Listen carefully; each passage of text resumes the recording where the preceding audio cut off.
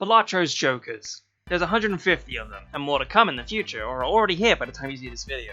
A lot of them are essential stuff to have on hand in order to succeed in the late game, whereas others are left to rot in store shelves, or thrown away with every booster pack that does not contain anything rare. And it's that rare classification that I wanted to focus on for this video today. There are a grand total of 20 rare Jokers. 25 of you include the legendary Jokers, but we're not talking about those today. Rare Jokers come in two distinct flavors: make it or break it. I like to think that some of those break-it cases are possible to be saved with a little tweaking, so in the style of other people who are larger than I am and do what I'm doing way better, let's discuss how I would want to change some of these rare Jokers to improve them, or leave them as a shell of their former selves. Controversial, I know. Sit back, relax, grab your Wii and willingly start up a campfire, because I know some of these may turn out to be hot takes. The first in line for rare Jokers going by collection order is DNA. This Joker enables you to freely copy any card in your hand as long as you play that single card as the first hand of a round. This could be great if you found a card of an addition, an enhancement, maybe even a seal too, because you can keep increasing the chance that it will show up just by having multiple copies of it in the deck. Additionally, DNA synergizes very well with the hologram Joker as well, as with each DNA activation comes an increasing hologram's multiplier. However, therein lies the caveat that can catch you off guard if you aren't paying attention to it. If you've taken a hieroglyph voucher in the run, or you have Troubadour, or you're playing on the black deck, you're sacrificing one of your hands to play that round in order to get that one single duplication. Black deck's already rough enough with having one less hand naturally, and you spend another one of those hands trying to get another red sealed steel ace in your deck. In the long run, sure, you can end up with some sweet 5 of a kind, but you still need to be smart and or lucky enough to make it past some of those blinds in order to reap the rewards from the DNA cloning. If I was to propose a change to DNA that would benefit these admittedly small amount of situations where you would have less hands to play around with, I think the best thing to do is to change it so you have a random chance to pick between any card you have played within the first hand. You can still guarantee a clone of one card should you play that one card alone, but now this means that you can play a better opening hand in most situations and get the chance to benefit from an intended card to get copied in the hand. Besides, once you have those 5 of a kind hands, that's also a guaranteed way to clone those cards, right? The important thing to take away from this video is that all of these that I'll be discussing are hypothetical changes that I am making to these Jokers. Some of them may be what I actually want to see changed about them, but admittedly some of the best Jokers within the rare set I wouldn't really want to change too dramatically. And this video is about coming up with something for every one of them. Really would have been better placed at the beginning of this video, don't you think? My bad.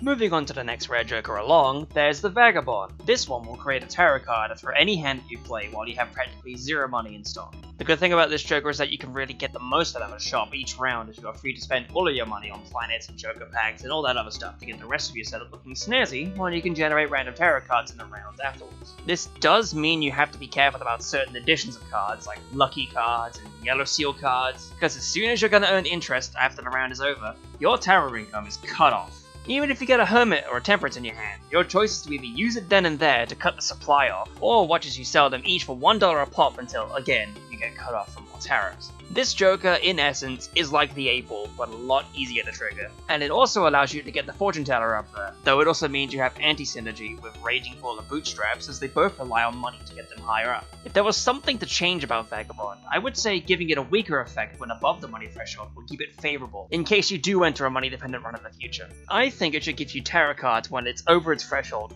but when it is, it will omit any money-making tarots, these being Magician, Hermit, Temperance, Devil, and Fool.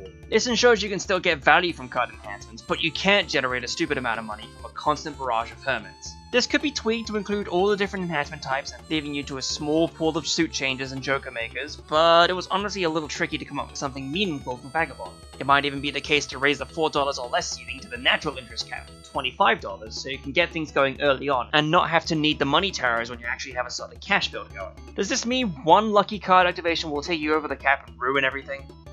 Of course. That's what already exists in the game anyway. It's at least better than what it used to look like in previous versions of the game, only activating at $3 or less.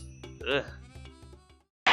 Sitting right next to Vagabond in the collection is the next rare Joker, and one that you'll often see in runs that go all the way up to Nan-Inth. The Baron. Baron is a simple beast. It basically treats any king in your hand as a steel king, giving a 1.5 times multiplier per king held. This means getting a ton of kings and whittling your deck to only spit kings out at you will end up with a ridiculous amount of modification. And you can still add a steel addition to a king to get the effect twice. and even then you can pair it with a mime and activate it even more times in a single hand. It's truly at the top of the tier list for valuable jokers to get you to some incredible setups. I think it'll be too much to take something away from the Baron, since you can already do so much even outside pairing with some of the other jokers in the game, so I think a weaker bonus to a played king will give it a slight advantage in some situations. What I'm thinking is simply a beefier scary phase. Any played kings will give plus 50 chips. That's all it'll be. This can help you in the early game when you only have 4 kings and hardly any planet cards under your belt, and then over time you don't have to play the kings anymore and you can swap your strategy over to the usual passive king multiplier path. It's hard to mess with something like the Baron, since you have true roulette in the game anyway. It's not like you can add times multiplier to play kings with a weaker times multiplier. That would end up making it obsolete should you find that better joker. Hopefully this compromise of attaching a specific arrowhead to kings is enough to not cause an uproar. Save that for some of the later changes. Next up is a rare joker that sounds good until you start to really think about it. The Obelisk. Obelisk increases the times multiplier by 0.2 per hand played, providing it's not the most played hand in the current run. If you played a bunch of 2 pairs, for instance, you can play a slew of other hand types to get that multiplier up. However, the moment you play a hand that's a 2 pair, or the new most common type of hand played in the run, that counter resets back to 1. This is a very punishing reset. It basically tells you not to play the hands that you were winning with most unless you manage to play a ton of hands and have enough room to play around with. It's also a slow one to snowball to a good amount. It takes 3 hands before it even becomes better than any polychrome joker, and you have to go through that every time you play your most common hand. Obelisk's biggest issue that I can discern is that it requires you to do a lot more micromanaging than you would normally do on a run with a steady times multiplier like seeing double or one of the 5 hand multipliers that we'll be getting to later in the video. What I think would improve Obelisk is doing what other jokers in the game do, and that's shake in certain situations.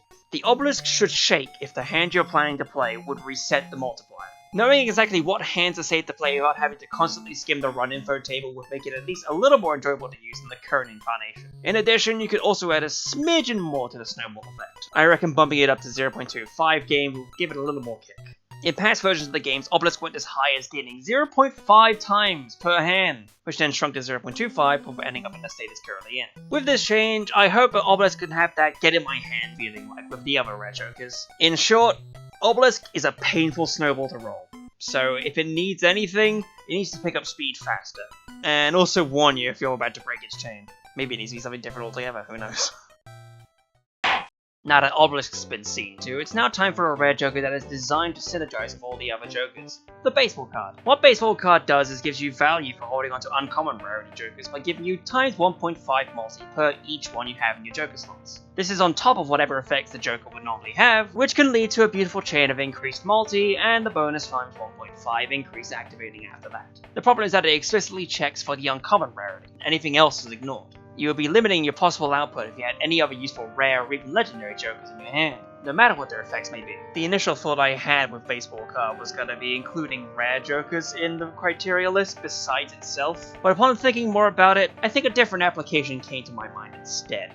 Baseball card will still give you the times 1.5 multiplier per uncommon joker in your hand. However, this joker now affects the shop chances for joker rarities. In normal play, you have a 70% chance for a common joker to spawn, 25% for uncommon jokers to spawn, and 5% chance for rare jokers to spawn. With this change, I put forward that 50% of the common chance will be given to the uncommon chance, leading to a 55-45 ratio split. With this, you're able to better rely on baseball card to get synergistic jokers to put into your slots, and you can still find other stuff in the case your build would be better off with a bit of credit card or Cavendish. This feels way better than including all the other red jokers in the trigger chains. That would have caused even more of an imbalance on the what triggers versus what doesn't trigger scale, I feel.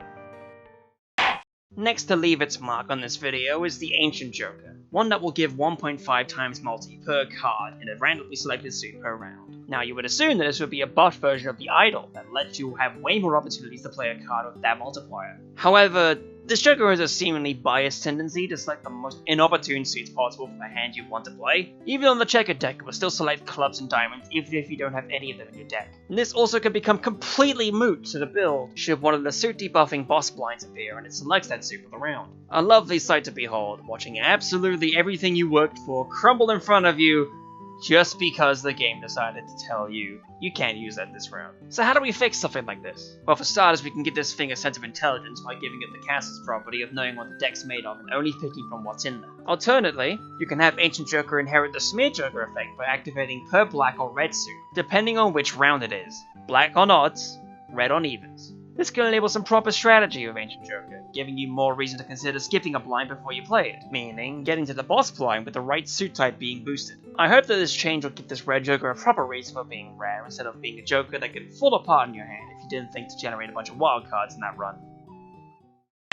And now it's time for one of the big ones, the rare Joker within the pile that most would consider kind of a dud. The Campfire will increase its multiplier by 0.25 times per item sold in the current ante. When the boss blind is defeated, this resets to ×1. The intent of such a design is to fuel the fire by burning whatever you get your hands on for the time leading up to the boss blind. But this means you have to fill your Jokers with fodder thanks to Riff Raff, or generate a bunch of tarot cards with the help of some other Jokers that you may not even encounter in most of your runs. Granted, you can say that about a lot of synergies in the game, but something about a weak rare Joker really riles you up inside. In the past, you would get 0.5 times multi per sold item, which sounds like it would be more helpful overall, but that's not the world we live in anymore, as this number shrunk to 0.25 times per sold item, meaning you have to sell a lot before it can get some proper modification. I believe the best way to fix Campfire will be to change its full reset on boss blind clear to a slow decrease, like how some of the food-based Jokers work. Say it loses 0.1 times multi after every hand played, but it will still give you 0.25 times per sold card. That way, a standard round of 2 hands to clear will still leave you with a very small but gradual increase in the multiplier. This will make keeping a high multiplier easy to accomplish and keep the idea of adding fuel to the fire intact. However, this is far from the last underperforming rare times multiplier Joker that we'll be discussing in this video, and I have a feeling you know which one it is.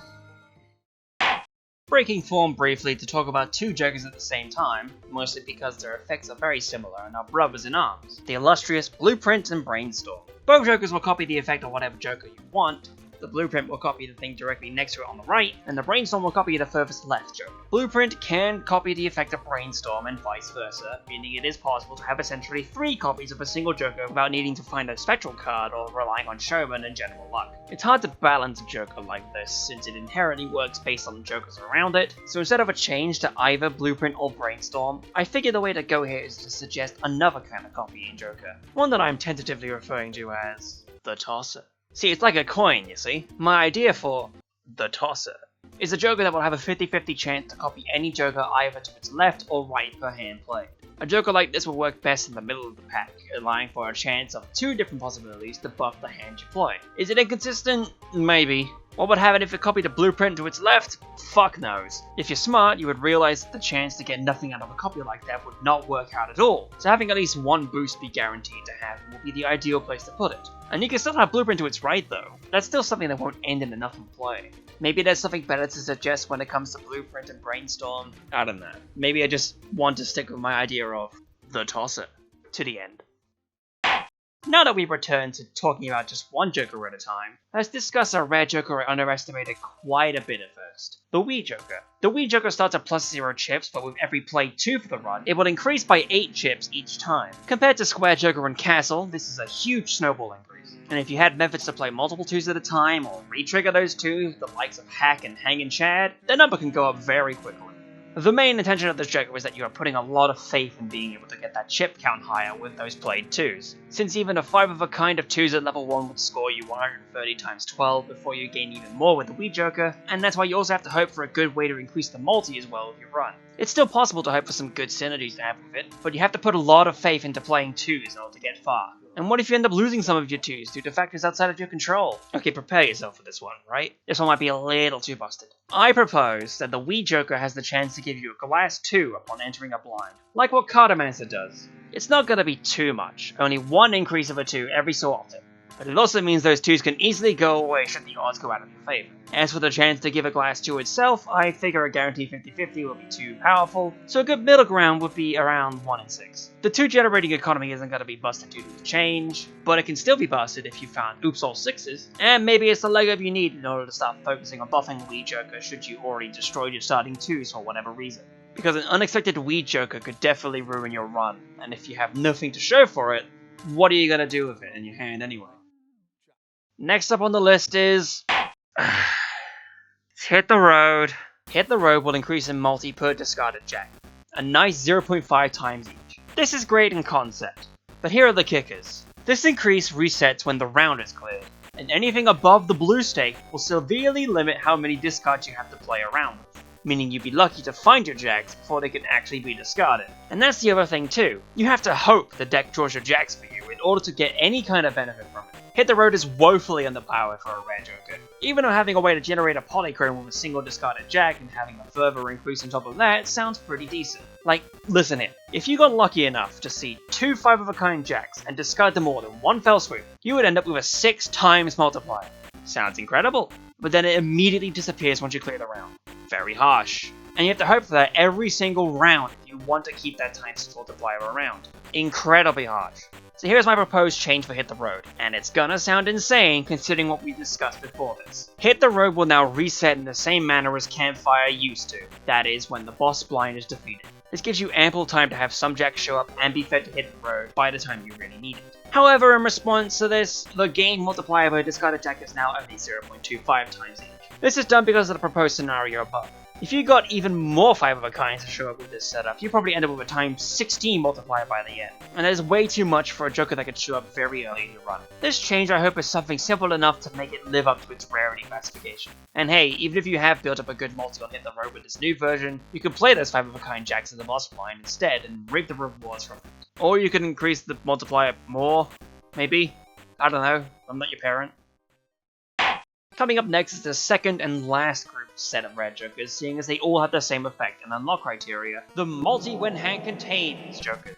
In order, these are Duo, Trio, Family, Order, and Tribe. Duo and Tribe give times 2 multiplier, Trio and Order give times 3 multiplier, and Family gives you times 4. A nice little mountain of effectiveness. The cool thing about these jokers is that they can trigger if the hand fits multiple criteria, like if you had a flush house, it would trigger Duo, Trio, and Tribe all at once. However, when you really think about it, it is impossible to trigger every single one of these multipliers in one hand, since you can't have a straight and a pair at the same time unless you had the 4 fingers joker, and even then you're only getting Duo to work at most. Now, while it's not very likely to have all 5 of these guys in your setup unless you really want to focus on such a thing, the issue coming to my mind here is the rarity of hand types and how frequently they can be played. Pairs are easy to come by, you only need the 2 cards to get one of them. Flushes you can also try to force your hand into, but it's also tricky to build up, because that's 5 of your natural 8-card hand being all the same suit or wild. Straights are even harder to achieve, since you need specific values drawn from the deck. When it comes to forcing a hand into your hand, it is a little easier to convert a hand into a flush by having one of the suit changing tarots in your consumable slot, but with the rest you'll need to hope for the luck of the draw and having a strength tarot card in order to get there. I suppose the main problem with flushes is that Tribe can be quite underpowered in the late game, since times 2 is not as dramatic as you'd expect it to be.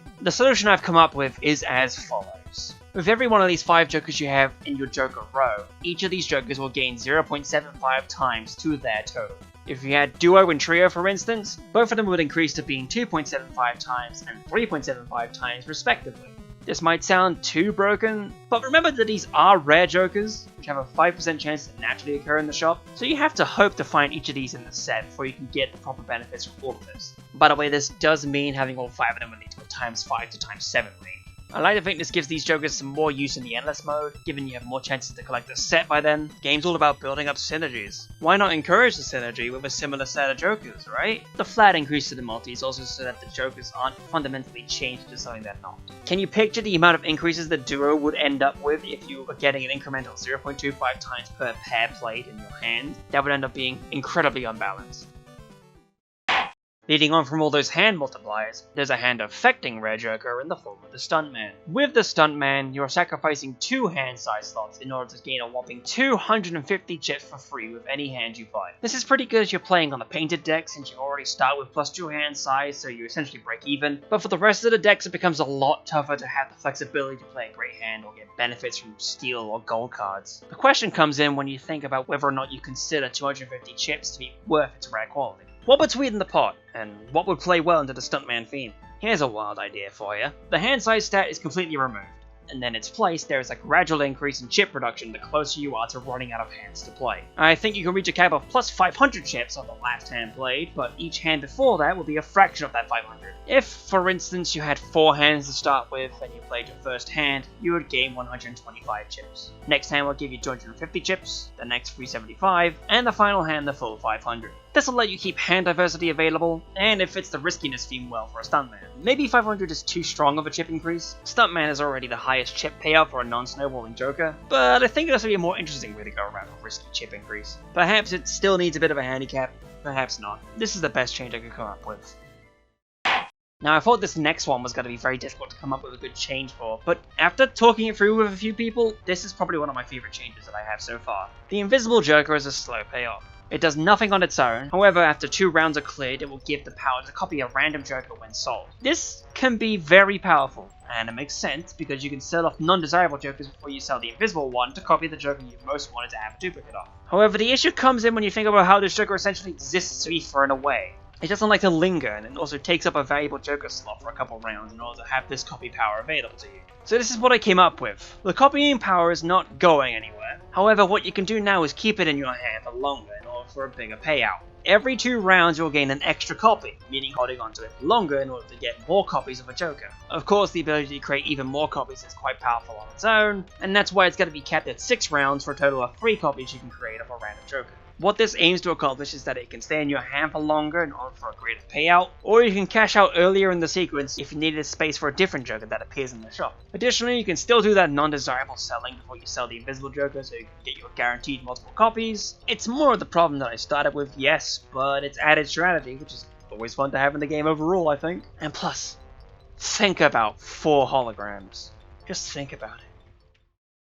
We're approaching the finishing line now, and fittingly enough, the penultimate Joker to discuss is Driver's License. Driver's License gives you a ×3 multiplier as long as there's 16 or more enhanced cards in your deck at any given time. It can take a while before you even get the multiplier to start activating, but once it's reached, that's a ×3 guaranteed for every single hand you play, instead of having to rely on performing a certain hand type, or adding a ton of cards into your deck, even though that one is still one of the best uncommon Jokers in the game. The 16 is, of course, playing off of the theming, given that you need to be 16 or over to be able to drive, what have you. What you might not think about at first is that 16 cards constitutes an entire suit and 3 more of a standard deck. You best be hoping for a bunch of enhanced cards and card packs and some of the Convert 2 card tarots to show up, because it'll take a while before that multiplier activates if you aren't lucky enough to get those. Now, this is another case of my initial draft idea being changed for a better one down the line. My initial proposed change was giving Driver's License a 1 in 6 chance on round completion to give a random leftover card in your hand an enhancement. This was all that it would be, even though the enhancements it would have given you were only going to be gold, bonus, malt, or wild. However, upon ruminating on it some more, I think I've come up with something that gives you benefits a lot sooner by having it in your hand and simply buffing up the enhancement numbers over time. The new Driver's License will now give a flat 0.16 multiplier per enhanced card in your deck, starting at ×1 like most of the other incremental rare multiplier Jokers already discussed. This does mean that getting to 16 enhanced cards will make it even more powerful than what we have currently. However, a round increase will probably be better than an arbitrary number that eventually comes back out to ×3 once you have the 16 cards in your deck. With this change, there's more incentive to convert your deck into enhanced cards, and also some extra incentive to keep the deck bigger than normal. You can just as well thin the deck out of already known numbers to guarantee which cards you want to see, but like with hologram, you'll get more if you get more, so yeah, that makes sense. I feel a lot better about this change than my original proposed change, and this proves why script drafts are very important to me. And so, without further delay, we'll wrap things up with the last Joker needed to talk about in this video. Finally, there's Burnt Joker. Burnt Joker will upgrade the hand type with the first hand you discard in the round. This means you can sacrifice a powerful starting hand to get better rewards with that hand type in the future. But it also can mean you're upgrading high card and awful. Not that it's a bad thing, obviously, sometimes you can make a high card setup work disgustingly well. The main issue here comes in when you're at later stakes in the game, primarily the ever-popular blue stake being the main culprit, since you're losing a valuable discard, which leaves you with only 2 per round on most decks.